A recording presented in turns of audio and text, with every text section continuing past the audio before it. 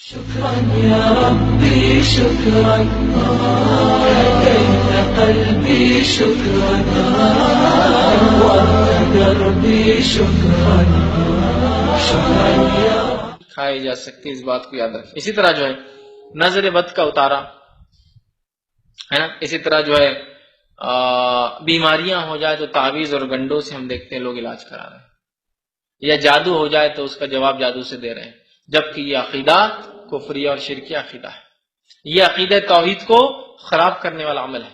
نظر بد لگ گئی تو کیا کر رہے ہیں؟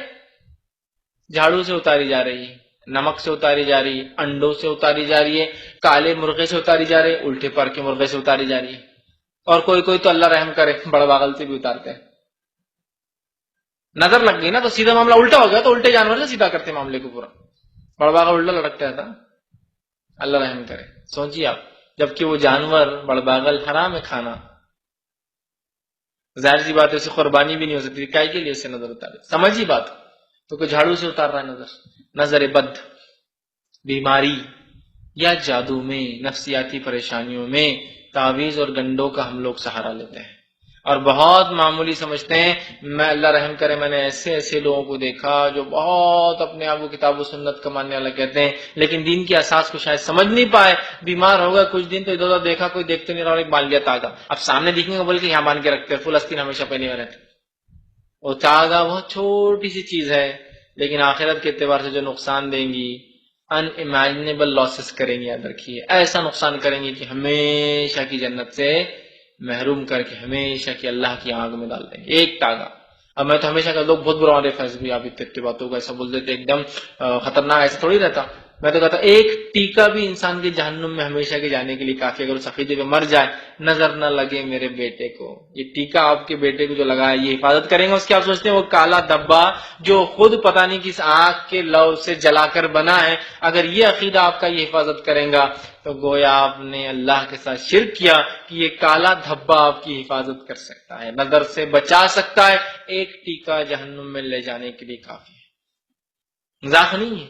ہم بہت سینسیٹیو ایشو بات کر رہے ہیں، نہیں اللہ رحیم ہے، اللہ رحمان ہے، مطلب بہت رحم کرنے والا ہے، انتہائی درجے سے رحیم ہے، ودود ہے، انتہائی محبت کرنے والا ہے، تو لہذا وہ معاف کر دیں گا، اتنے باتوں کا کوئی مسئلہ نہیں ہے۔ میں ایک سوال کرتا ہوں دنیاوی اعتبار سے، میں اللہ کے لیے کوئی مثال نہیں گڑ رہا ہوں، بات سمجھانے کے لیے آپ کو صرف بول رہا ہوں، اگر ماں بچے سے کتنا بھی لاڑ کرے، کتنا بھی پیار کرے، اگر وہ بچہ اس کی عزت پہ ہاتھ ڈالے تو وہی ماں اس کو گلا کاٹ دیتی۔ پھر اس کا بیٹے سے ماں بہت محبت کرتی ہے، سب کچھ ہے، لیکن اس کی عزت پہ ہاتھ ڈالے تو پھر معاملہ چینج ہو جاتا اسی ماں کا، وہ اسی کو قتل کر دیتی، جس بچے کو پیدا کرتی ہے تکلیف سہ کر، دودھ پلا کے بڑا کرتی ہے، اس کو قتل کر دیتی ہے۔ یہ مسئلہ ہے۔ اللہ رحیم ہے، رحمان ہے، خطائیں کر کے جو انسان آئے گا معاف کر دے گا، دنیا میں لاکھوں کروڑوں جرم کیے توبہ کر لے تو معاف کر دے گا، ودود ہے، انتہائی محبت کرتا ہے، لیکن کچھ کنڈیشنز ہیں اس کے ایکسپٹنس کے لیے، دعاؤں کے بھی۔ کوئی غیر مسلم گناہ کر کے توبہ کر کے اللہ قبول کرے گا؟ نہیں کرے گا، اس لیے کہ پہلی شرط اسلام لانا ہے اس کے لیے، ہے نا، ورنہ وہ بھی کہیں گا اللہ رحمان رحیم، میں بدھ کے سامنے جھک رہا ہوں، کیا ہوا؟ اللہ معاف کر دے گا۔ وہ بدھ بھی تو اللہ نے بنایا تھا نا، مطلب وہ جو پتھر تھا، وہ مٹی تھی، وہ لکڑی تھا، وہ پی او پی کا بنا ہوا تھا، جو بھی بہرحال آج کل بنتے ہیں، اللہ نے دیا تھا نا وہ مٹیریل، تو میں نے اس کی عبادت کی، تو اللہ کی ایک مخلوق میں سے ایک مخلوق جو اس نے کریٹ کی، اس کو میں نے وہ کیا تاکہ اللہ تک پہنچے، تو اللہ معاف۔ تو کیا اللہ اس کے لیے رحمان ہے؟ آپ کہیں گے نہیں۔ رحیم ہے؟ آپ کہیں گے نہیں۔ ودود نہیں، اس کے لیے کچھ بھی نہیں ہے، اس کے لیے نہیں، بات کو سمجھیں۔ تو نہیں، ایک ٹیکے سے ایک ٹیکا بہت کچھ کر سکتا ہے، بہت کچھ کر سکتا ہے۔ اس بات کو ہم سمجھیں تو ہم آج دیکھتے ہیں نظر بد، نفسیاتی کوئی پریشانی یا اسی طرح جادو ہو جائے تو ہم ایسے چیزوں کا سہارا لیتے ہیں جو حرام ہیں۔ نبی اکرم صلی اللہ علیہ وسلم نے فرمایا، اور یہ روایت جو ہے مسند احمد کی ہے، آپ نے فرمایا من اللہ تمیمۃ فلا اتم اللہ لہ، جس نے تعویذ کو لٹکا لیا، آپ نے فرماتے ہیں اللہ اس کی حاجت کبھی پوری نہ کرے۔ اللہ کے رسول صلی اللہ علیہ وسلم نے بددعا دی کہ جس شخص نے کسی بیماری، نظر بد یا کسی چیز کے علاج کے لیے تعویذ لٹکایا، اللہ کبھی اس کی حاجت پوری نہ کرے۔ دوسری ایک روایت جو کہ مسند احمد کی ہی، آپ نے فرمایا کہا من اللہ تمیمۃ فقد اشرک، جس نے تعویذ لٹکا لیا اس نے شرک کیا۔ ابو داؤد کی روایت ہے فرمان اللہ تمیمۃ وکل الیہ، جس نے تعویذ لٹکا لیا اللہ اس کو اسی کے ذمے کر دیتا ہے۔ اور مسند احمد کی روایت ہے فرمایا جو تعویذ لٹکا لے اللہ اس کی کبھی حاجت پوری نہ کرے، وہ ہمیشہ اس میں پریشان رہے۔ نبی نے بددعا بھی دے دی۔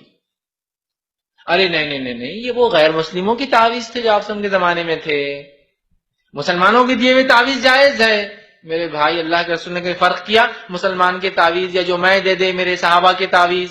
ہاں، من اللہ تمیمتن فقد اشرک، من اللہ تمیمتن وکل الیہ، جس نے تعویذ پہنا اس نے شرک کیا، جس نے تعویذ پہنا اللہ اس کے حوالے کر دے۔ یہاں پر من اللہ تمیمتن فلا اتم اللہ لہ، جو تعویذ پہنے اللہ اس کی حاجت کبھی اس جس چیز کے لیے پہنے کبھی پوری نہ کرے۔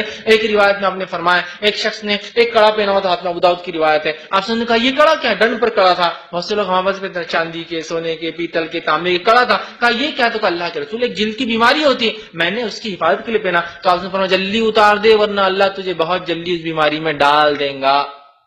انہوں نے نکال کے پھینک دیا۔ بالی، چھلے، کڑے، ڈنڈ پر باندھے ہوئے، کمر پر، پیر پر، پنڈلی پر، کیوں؟ اس سے بیماری نہیں ہوتی، اس سے مرگی کا دورہ نہیں پڑتا، اس سے فلاں نہیں ہوتا۔ ارے جب تک لٹکا ہے نا تب تک تو مرگی میں ہی ہے، تب تک تو پریشان ہی ہے، تب تک تو مصیبت اور آفتوں میں۔ اس لیے آپ نے فرمایا اللہ کبھی تیری حاجت پوری نہ کرے۔ اور بہت معمولی سمجھ کے ہم لوگ جو ہے اس کو کر رہے ہیں، اور غیر مسلم کے تعویذ تھے بولے مسلمانوں کی جائز۔ ارے کیا غیر مسلم؟ تعویذ کا لفظ ہے، یہاں کوئی فرق نہیں آپ نے کیا کہ یہ تعویذ یا وہ تعویذ یا ایسا تعویذ یا ویسا تعویذ۔ اسی طرح ہم دیکھ